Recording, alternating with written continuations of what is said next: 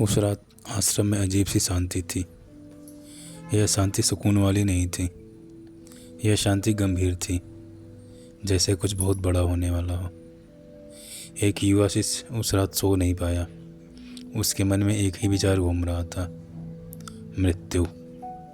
वह बाबा के पास गया और कांपती आवाज़ में बोला, बाबा, मुझे मृत्यु से डर लगता है। बाबा ने धीरे से आँख खोली। न कोई आश्चर्य, न कोई प्रश्न, बस शांत स्वर में बोले, डर मृत्यु से नहीं होता, डर अज्ञान से होता है। फिर बाबा ने अब शिष्य से पूछा, तू बता, मृत्यु ने तुझे कब छुआ? शिष्य चुप रहा। बाबा बोले, जिसे तुम मृत्यु का डर है, जीवन को भी पूरा नहीं जीता। अगली सुबह अंधेरा भी पूरी तरह छटा नहीं था। बाबा उठे। उन्होंने कहा, आज शमशान चलेंगे। शिष्य घबरा गए। शमशान? वह भी गंगा किनारे? लेकिन कोई प्रश्न नहीं किया। शमशान में अग्नि जल रही थी।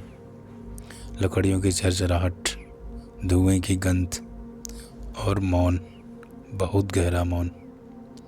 शिष्य डर से सिमट गए, लेकिन बाबा वहीं ज़मीन पर बैठ गए। बाबा ने आंखें बंद की। अग्नि धधक रही थी, शव जल रहे थे और बाबा ध्यान में थे। शिष्य सोच रहे थे, क्या कोई मृत्यु के सामने इतना शांत रह सकता है? कुछ देर बाद बाबा बोले, देखो, यह जल नहीं रहा, यह बदल रहा है। जो जलता है वह शरीर है, जो देख रहा है वह तुम हो। बाबा ने कहा, मृत्यु अंत नहीं है, मृत्यु कपड़े बदलने जैसी है। डर तब लगता है जब तुम खुद को कपड़ा समझ लेते हो। युवा शिष्य रोने लगा। उसका शरीर कांप रहा था। बाबा ने उसके सिर पर हाथ रखा। डर को दबा मत, उसे देख। जो डर को देख लेता है वह मर नहीं सकता। बाबा ने धीरे से कहा, मैं मृत्यु को जानता हूँ, क्योंकि मैंने उसे कई बार देखा है। शिष्य स्तब्ध थे। बाबा बोले, जिस दिन तू मृत्यु से मित्रता कर लेगा, उस दिन जीवन डर से मुक्त हो जाएगा। शमशान से लौटते समय सूरज निकल आया था।